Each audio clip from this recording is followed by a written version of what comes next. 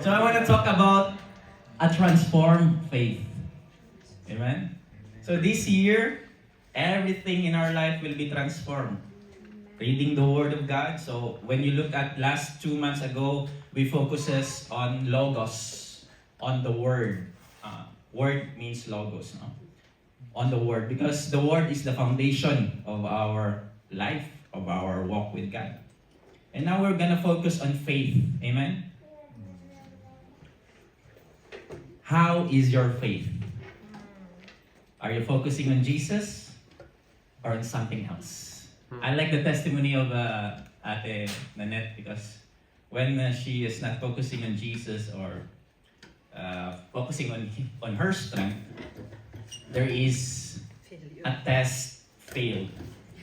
But when she focuses and put her faith on Jesus, there is a test passed. Amen?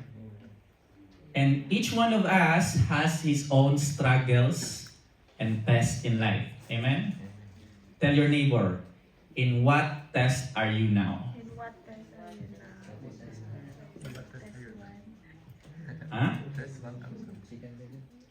Wala na? Amen, amen. So Jesus says in John 16:33, can we go there? And you cannot pass it. Ano? It's not in there. John 16:33. It says, in this world, you will have troubles. In Tagalog pa, dito sa mundong ito, meron tayong pagsubok. Test. But take heart. I have overcome the world. Tell your neighbor, Jesus overcome. Jesus overcome. Amen. What are the struggles of your life?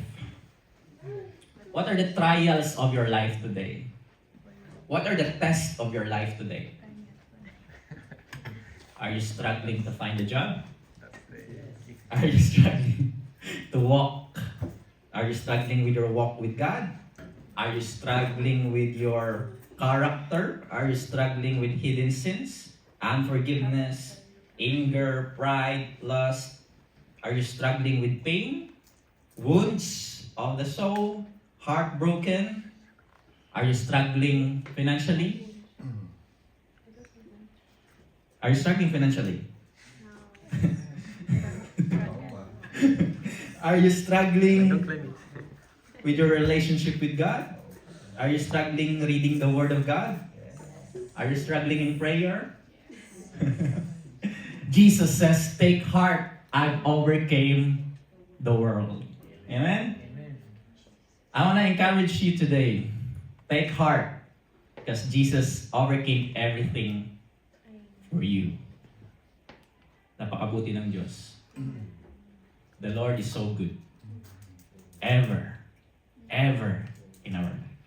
All you have to do, Tita Nanette says, surrender, obey, and put your faith into the Son of God, and His name is Jesus. Amen? I don't know, but we Tita Nanette, we never talk about this. But what I'm going to share is completely the same in your testimony. Don't you know that the only answer in all your problems is Jesus? The wars in Israel, US, Islamic Republic, Gaza, the answer is Jesus. The problems of your life and my problems, the answer is Jesus. But Brother Arden, how come that Jesus is the answer? Jesus says in John 14, I am the way, the truth, and the life. So sometimes we are so problematic in our life. Bank account ko, always checking bank accounts. Always checking, focusing on problems. Why not focusing on the answer? Amen? Yeah. Why not focusing, instead of the problems, focusing on the answer? The answer is Jesus. The answer is Jesus. Amen? Amen. The Word of God has all the answer. So we must put our faith on Him. But how can we know the answer if we don't read the Word of God. Amen? We are so problematic. Okay, I will transfer to the next job. I will buy these things. I'm planning to do these things. But we are anxious because we don't know what to do. Because Ate Nanette says that we are limited. And we have an unlimited, all-knowing, sufficient God, which is Jesus. So read His Word because the Bible is the answer to all our problems. Amen? And today, I want to remind you that God is moved in faith. When you put your faith on Jesus, when you believe on God, He is well pleased in you. Itagalog pa, gumagalaw ang Diyos kapag naniniwala ka sa Diyos, sa salita niya, in His Word. When you believe in His Word. Hebrews 11:6, let's go there. And without faith, altogether, and without faith, it is impossible to please God. Because anyone who comes to Him must believe that He exists and that He rewards those who earnestly seek Him. Faith is not only that you pray, Lord, i-bless ko. Pagkaugma, in the next day, hindi ka na naman nagpipray. Faith, when we pray, is a continuous action to pray to please Him. And when you put your faith unto Him, He is well pleased in you. So don't doubt. Tell your neighbor, don't doubt. Just believe. All things are possible with Jesus. All things are possible with Jesus. Believe no matter what happened. Amen? Just like Ate Nanette did. Believe no matter what happened. I will believe on what the Word of God says to me in my promise of God on me. Don't believe on the circumstances. Don't believe on the problems. It's a fact, but it's not always the truth. Amen? Fix your eyes on Jesus, not on the problems. Because when you believe on God, that He can do the impossible possible, His hands move. You will see the miraculous in your life. When you believe on God that He can do the supernatural, signs and wonders takes place in your life. And when you believe in God that He can provide, you will touch His heart and heavens are open and God will pour out blessings into your life. So believe. Believe. Believe. Amen? And when you repent of your sins and believe that He died on the cross, rose again from the grave, and He is coming back very soon, He will give you the greatest gift, eternal life. God, yes, He cares about our needs, but He cares of your heart, of your soul. So that's why He lead you to eternal life. Because our life, as we put our faith on Jesus, eternal life is not only at the first justification, it continues to sanctification until we meet Jesus on the glorification. Amen? And this is amazing. God will pour out His presence into your life. And He will call you His sons and His daughters. Question. Let's go to question. Next slide. Didn't put it? Okay. So where does faith come from? Anyone? Faith comes from the Word of God. Romans 10:17. So then faith comes by hearing, and hearing by the Word of God. So if you hear only on Sunday, hearing the Word of God, and not reading from Monday to Saturday, your faith is only on Sunday. What I mean is, when the more that we read, meditate the Word of God, the more faith we have. It increases our faith. It strengthens our faith. Amen? You will hear the voice of Jesus. You will hear the plans and purpose of God in your life. You will hear your Heavenly Father that He loves you. You will hear God's promises. You will hear God's forgiveness. You will hear that God chooses you before the foundation of this world.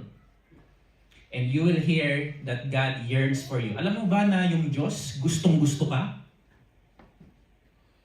Amen. Don't you know that God really, really yearns for you? To have you, to have relationship with you? Gusto ka ng Diyos. And when you know that, when you hear that, your faith increases. Amen? You became strong. And your faith is being transformed. Amen? That is what I'm going to talk today. Let's go, if you have your Bible, let's go to Matthew 14. 22 to 27. Who loves this? Jesus walks on water.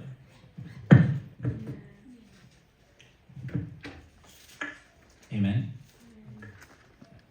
Are you ready? Let's read all together. Huh? If you could see there. Let's start at verse 22.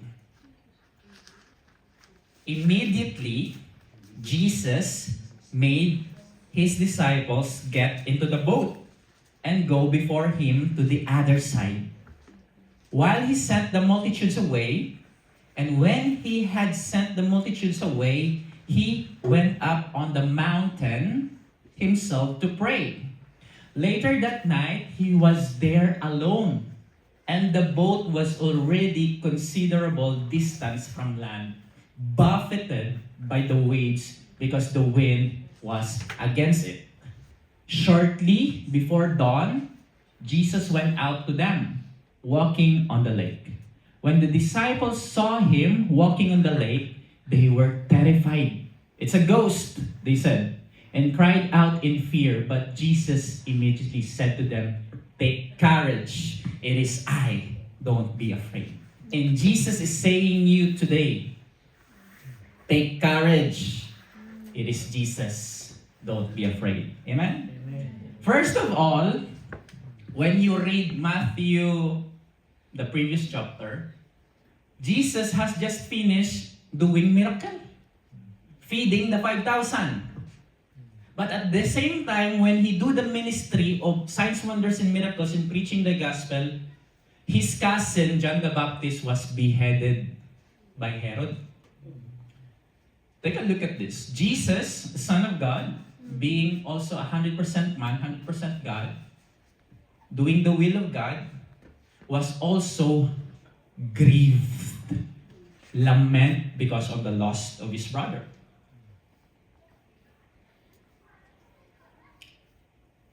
But Jesus has an idea. Because the disciples was comfortable with Jesus doing ministry. Amen? Here in church, we are comfortable to each other. We go on Sunday, we go fellowship. But Jesus has an idea that they will go to the other side of the Sea of Galilee, in the land of Gennesaret. And sometimes, we are comfortable to each other that when we depart and we go to our other side, other places of our life, we became terrified, afraid. Amen? Jesus was a very busy man.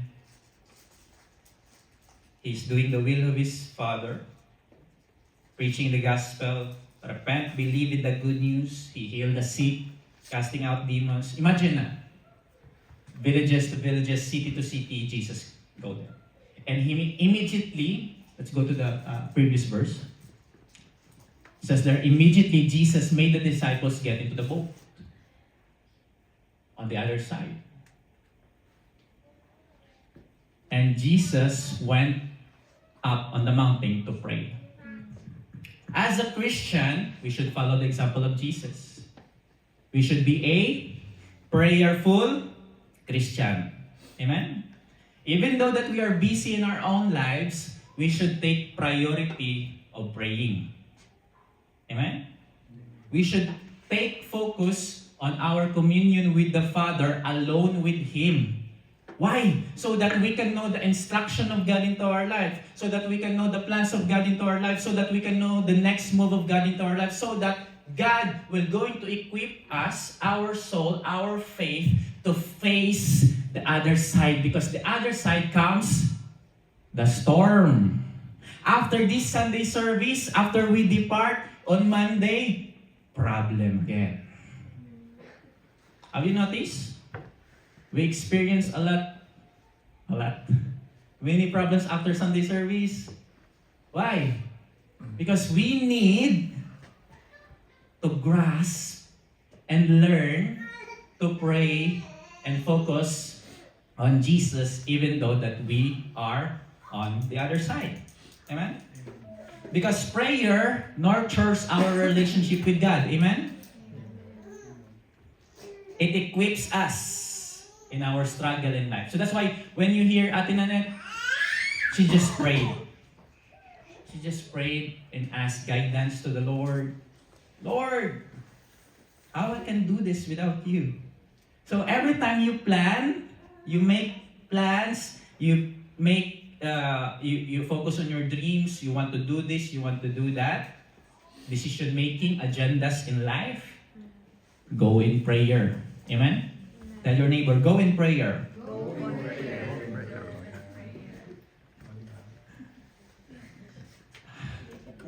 Because the Holy Spirit is the guidance counselor. Amen?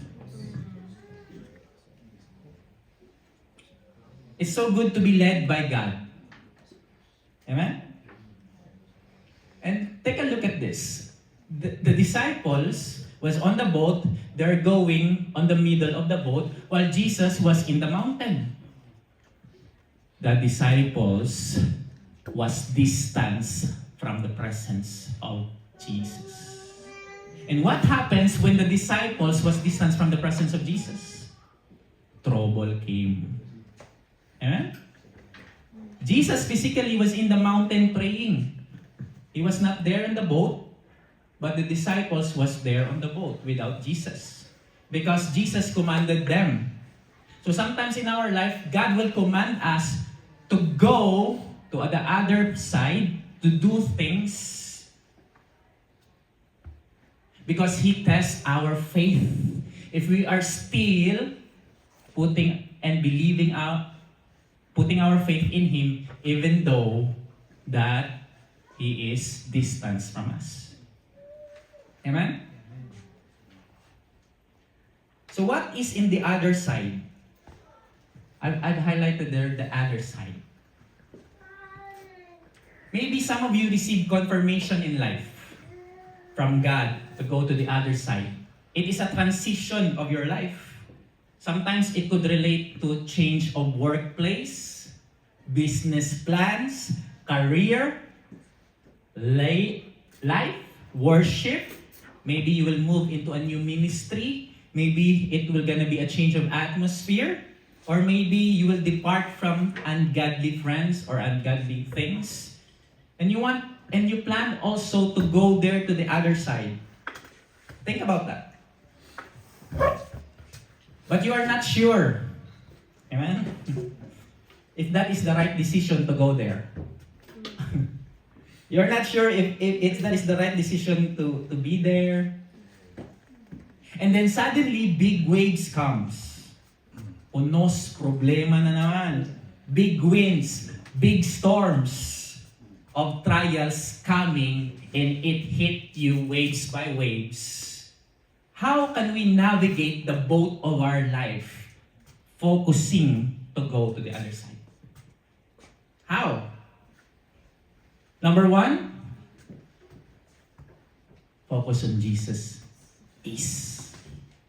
Because if you don't know who Jesus is in your life, by the way, who is Jesus in your life?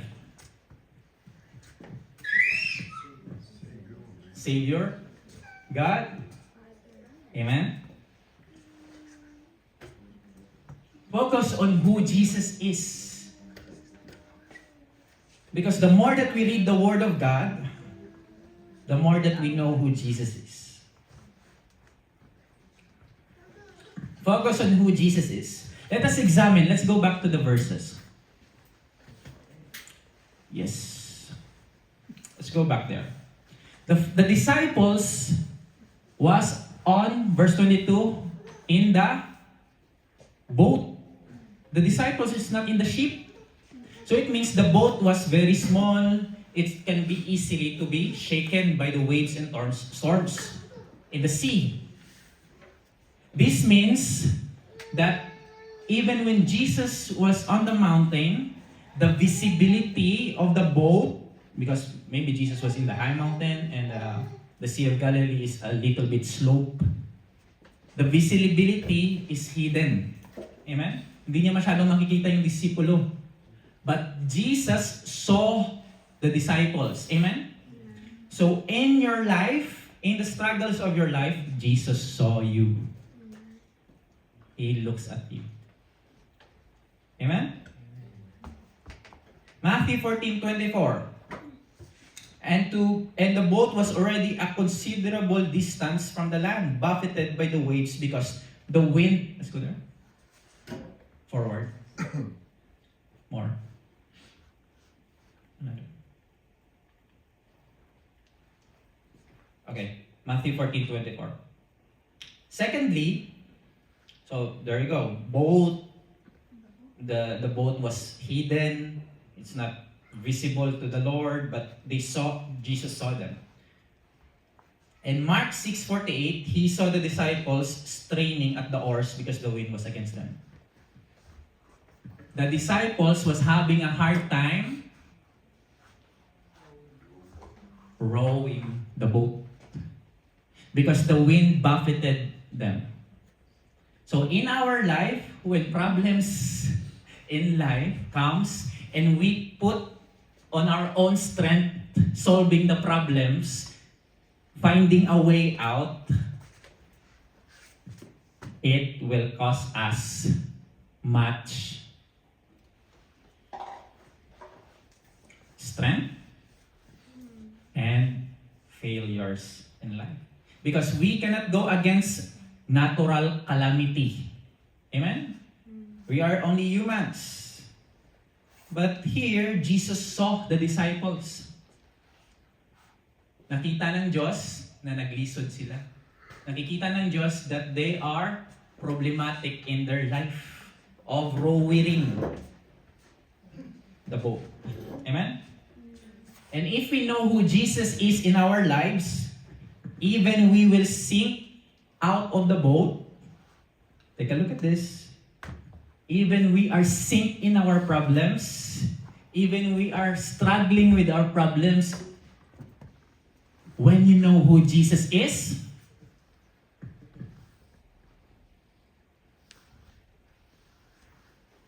you can be sure that He is with you. Amen? And He looks at you. And He takes care of you. Amen? And Jesus is willing to save you in the struggles of your life. Kahit anong problema pa yan, God is willing, very willing. But you must know who He is in your life. Amen? Jesus knows the situation. Jesus knows the feeling of the fishermen, of the 12 disciples. He is willing to get you out of that sinking boat. He is willing to get you out of that situation. And you know what Jesus did? Jesus comes to rescue them. Amen? Jesus Christ never failed us to rescue us in our troubles. Amen? Kahit disobey ka pa. Even you are hard-headed, even you are, I don't know, but I can see God is a very loving God. Sobra. Super. Panache. Super. Matthew 8:27, it says there. Let's go backwards. There. But Jesus immediately said to them, "Take courage. It is I. Don't be afraid."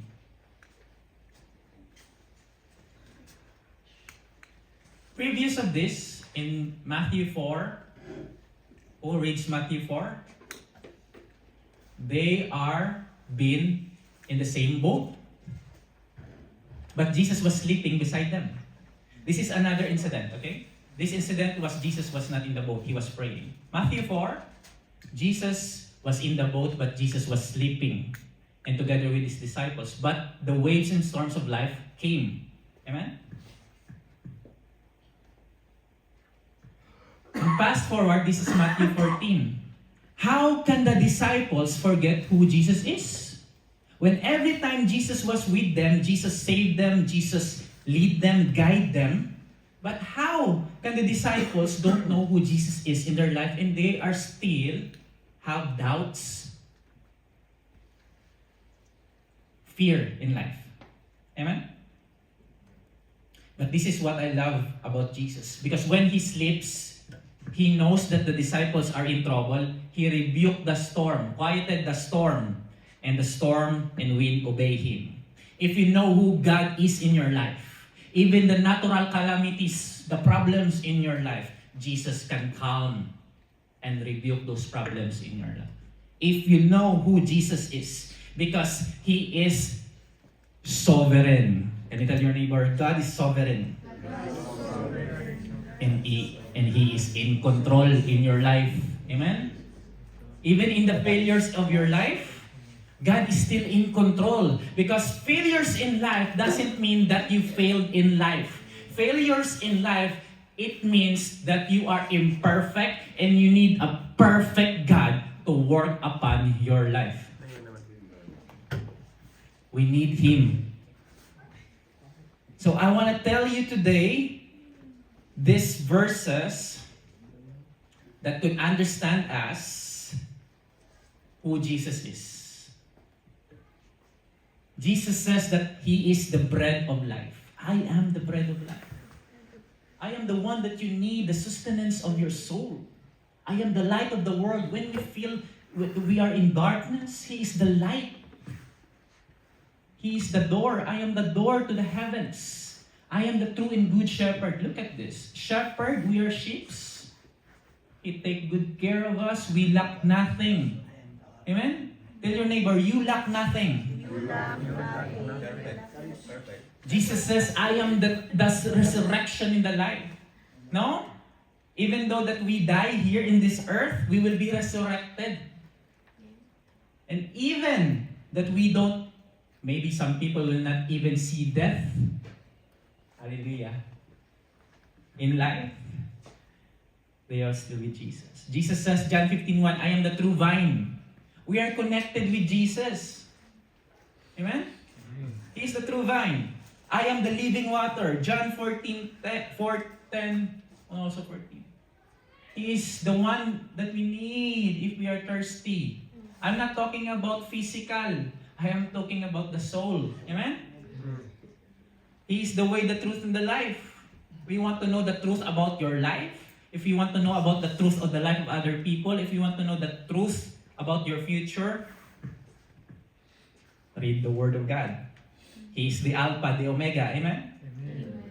Because Jesus knows the best way to transform us. Jesus knows the realities of our life. And when we face on our struggles, challenges of life, testing of life, we depend on Him. We don't depend on ourselves. Amen? If we depend on ourselves, nako. Huh? It's all by His grace.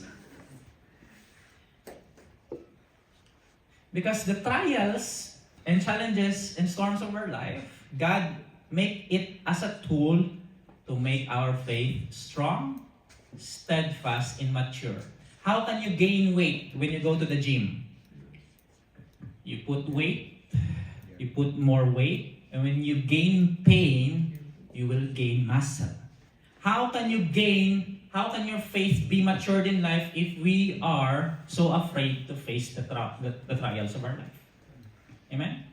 If iniiwasan natin palagi yung problema at saka hindi natin sinusolve through Jesus, if we are neglecting the problems and we don't focus and battle on the problems together with Jesus, we will not grow and mature in our faith. Amen? So question, take a moment and reflect. Who really Jesus Christ is in your life?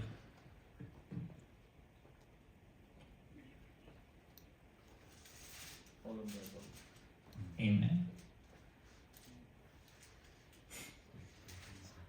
Who is Jesus Christ in your life? He is only a God on Sunday? A God that you will pray when times of trouble? Lord, help me. Or He is the God of your life and He reigns into your heart. Take a look at this. When you accept Jesus as your Lord and Savior, it means that Lord, He is above. So if you decide on your own will, Jesus is not the Lord of your life. Amen? Because you accepted Him as your Lord. It means your desire, your will, the things that you need to do, your decision making must be consulted through Jesus. Amen? Number 2. So, focus on Jesus of who He is. Number 2, focus on Jesus' command. I wanna let you look at this. Let's go to the verse. Verse 28, Lord, if it is you, Peter replied. Ate Nanette said, Lord, pwede ba pwede ba ni mo ko ipas? Pwede ba ni mo irritate? Peter replied, this is Peter replied, tell me to come to you on the water. What a bold statement. 29, come. Jesus says, come. He said, then Peter got down of the boat, walked on the water, and came towards Jesus. When Jesus says, come, Peter obeyed automatically. Amen? One word instruction, come. Amen? We don't need so much instruction. But if God's giving you like detailed instruction, you are blessed. Amen? We are blessed. Amen? Most of us are very excited to go to the other side. Uy, gusto kayo nindot dito. Ano kayang maganda dun? What are the best and beautiful opportunity on the other side? We are so excited. There are new opportunities, new doors, something new. But we need to take risks because we don't know what is in there. So Peter, when he told Jesus, Lord, let me come to you, and Jesus says, come, Peter take a risk because it is a boat and the waves are very strong. He take his life into the risk to come to Jesus. Amen? Because, the revelation? Because he wants to be close to Jesus. Nothing else. If you want to be close to Jesus, you are willing to take the risk. Even in pain, trials in life, you want to be intimate with Him. Peter obeyed. He comes. He jumps out of the boat and he walks on water. Peter experienced miraculous when Jesus says, come. The words of Jesus, these are prophetic. When Jesus says one word, it shall come to pass. It will happen in your life. Amen? Because the Spirit of Jesus is the Spirit of prophecy. So every time Jesus is talking here in the Word of God, and it talks to you, and it gives you revelation, and you claim it, and you put it into your soul, it will come to pass. Amen? When Jesus opened His mouth and saying, come, and you obey, hallelujah, it became reality. When you read the Word of God, meditate the Word of God. Amen? That's why, Ate Nanette, I'm so blessed because he studied the life of Apostle Paul there. He wants to know. It will come to pass. And when you put your faith into the Word of God and you will obey it, supernatural takes place. Because obedience is the key to success. Obedience is the key to love God. Love the Lord. Jesus commands us to love Him. By obeying His commandments, obedience is the key to transform faith. Amen? If you want to be successful in life, I'm not talking about wealth. I'm talking about that you still have joy, peace, love, that you still can give. You can be compassionate. Because those success in life, those are heavenly treasures, my friend.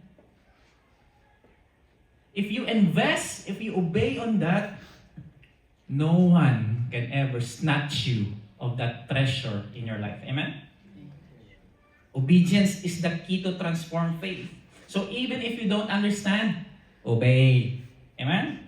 Even you don't know what to do, obey. Even people says this, that to you, obey. At internet, even if the boss says blah blah blah blah blah, she still obeys to God. Amen? Even people hate you, persecute you, obey. Even when it hurts, halabira, obey. Even when things are not good, you're not sure, obey. Amen? Tell your neighbor, obey.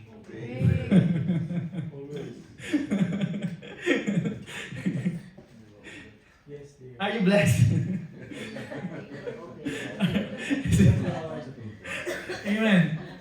Here in the ministry, we don't know what to do. When God speaks to us through the word, we obey, even if we don't know. The Lord commanded me to preach about encouragement to you, so I just obey. I have many things to preach on, but I just obey. Number 3. So first, focus on who Jesus is. Focus on Jesus' command. Focus on Jesus alone. Amen? It is one thing to be on the boat. Diba? Okay din na nasa boat, nasa tayo? Sa comfort of our life. It is another thing when we are out of the boat, sinking. Amen? And we experience the waves. I know some of you have many big experience in life, problems that have been overcome by the Lord. But take a look at this. When Peter asked Jesus to approach him, it was not a request of safety. Jesus was there on the sea walking. Peter was here on the boat. When Peter asked Jesus, Lord, let me come to you. And Jesus says, come.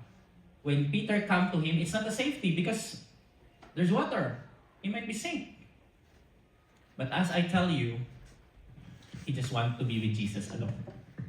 He wanted intimacy with Jesus. But Matthew 14:30, let's go there. But when he saw the wind, he was afraid and beginning to sink, cried out, Lord, save me. When Peter saw the waves and storms of life, he began to sink. And when we focus on the problems of life, challenges, and we don't focus on Jesus alone, we begin to sink. Amen? But what is the what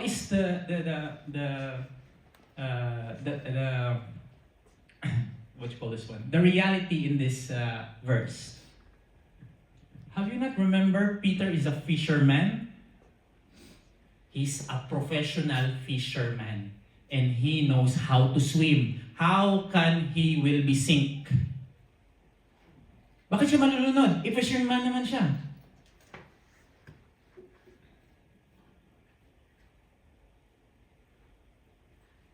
Amen? Because when we are afraid in our life, with the realities, with the challenges of our life, when we are afraid and we don't focus on Jesus alone, even we are good on this field, we tend to fail. Because we don't focus on Jesus. Amen? Kahit gaano ka pagagaling, it will come to pass that you will be failed. Even that you are very good on that field, it will come on the time that you will be failing. Why? Because we are imperfect. And that it's okay to be imperfect. Because as I said, we need a perfect God to work in our life. Because Peter was vulnerable, the same with us. We are limited. And we need a God that will save us. Amen? I am talking about to you that we need Jesus. We need to focus on Jesus. We need to strengthen our faith on Jesus. We don't focus our faith to men, to surroundings, on what is happening, on what you feel. Feel ko ngayon, ayaw ko mag-church. Don't focus on that. Focus on Jesus. You go to church because you love Jesus. That's all. You want to read the Word of God because you love Jesus. You want to be with Jesus. Not because no one will come. Okay? Not on the waves and storms of life. It's not on the problem. So kapag problema natin, if we have a problem that we don't have a job, focus on Jesus. Amen. Ate Nanette says, Jesus is my portion. If Jesus is with you, even that we are struggling in life, even that we don't have enough money in the bank account, you are still rich. Amen? Amen. Because Jesus is the heavenly treasure of heaven. And He lives in your heart. Tell your neighbor, you have a heavenly treasure. And Jesus is the treasure. Amen? Amen. So as soon as Peter paid attention to the waves and not on the Savior, look at this. Jesus was there. He comes to the water. He walks. And when the wind comes, he puts his attention there. He begins to sink. When you begin to focus on that and not on your Savior, you will begin to sink. You will be swallowed up by circumstances. You will be swallowed up by struggles and problems in life. You loses focus on your Savior. Amen? Amen. But this is what I love about Jesus. Let's go to 31. This is what I love about who our God is. This is what we are putting our faith is.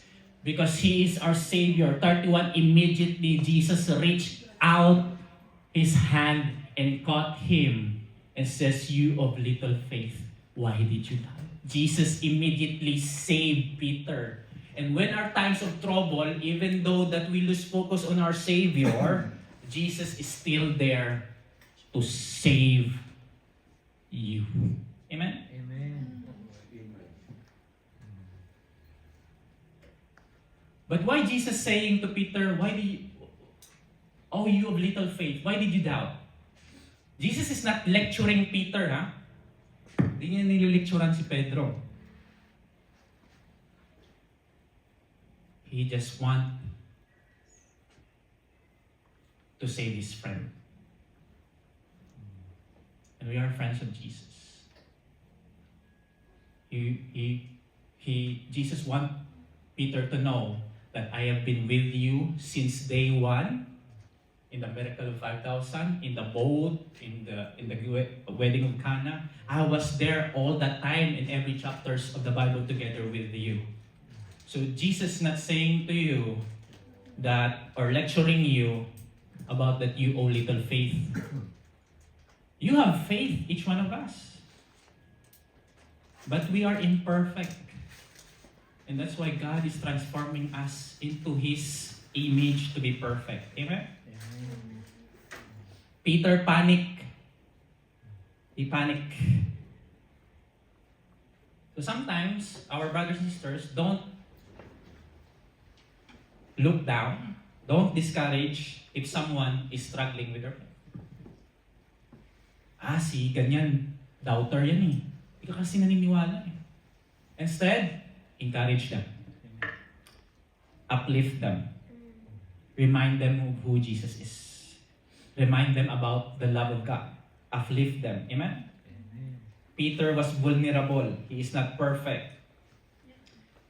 Peter's faith falters. It means it failed. But the failure doesn't cancel you.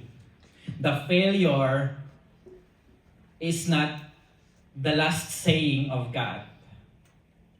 Peter was in a work in progress. Just like you. Just like us. And when your faith falters, it's very okay to cry out to Jesus, Lord, save me. I don't know what to do. Lord, please help me. Because we need a perfect, loving, gracious Savior.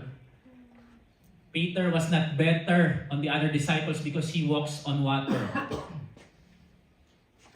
All of us walks in the same water Peter walks. We have many hard situations in life. Lahat ba may hard situation? Amen? And the only way to overcome is to focus on Jesus alone. And then your faith began to transform. Matthew 14:32, I want to finish with this. And when they climbed into the boat, Jesus and Peter, the wind died down. Look at this. After Jesus saves Peter, the situation died. The struggles of life finished.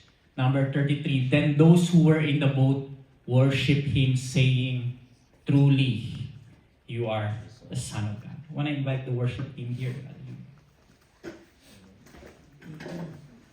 I want to invite you all to stand also.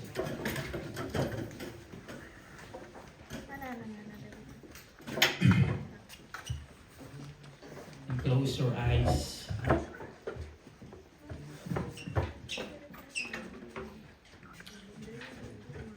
Truly, truly, Jesus is the Son of God.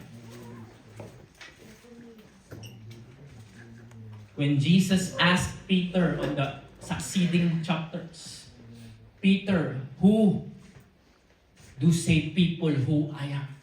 Then Peter replied again, saying, you are the Son of God. Jesus is God on the flesh. He is not an ordinary person. When you look at him, his eyes is full of love. He don't condemn us. He don't torture us. He looks at us with full of love, mercy, and grace. Because he loves your heart. Whatever struggles that you are facing with today, whatever trials, whatever waves and storms of life that you are facing today, there is a loving God that wants to help you. There is a loving God that wants to seize the storm. There is a loving God that wants to do miracles in your life. But you need to know who He is. Even if you don't know who He is, just ask, Lord, I want to know who you are. I want to develop, starting now, I want to develop an intimate relationship with you. I'm done with religion. I'm done with Christianity that just like attending church. I want to know you just like the disciples did.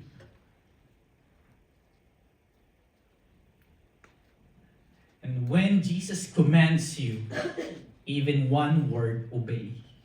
Because when you obey, it shall come to pass. Your reality will be blessed. You will see the hand of God move in your life.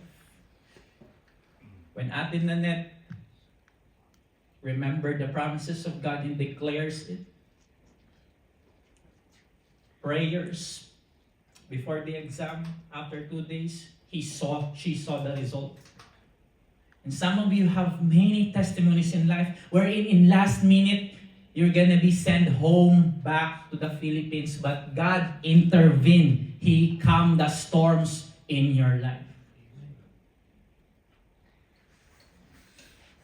And when you focus on Him alone, not on the problems, not on the things of this world, not of other people say to you, not of other on your mind, you focus on Him in the Word of God,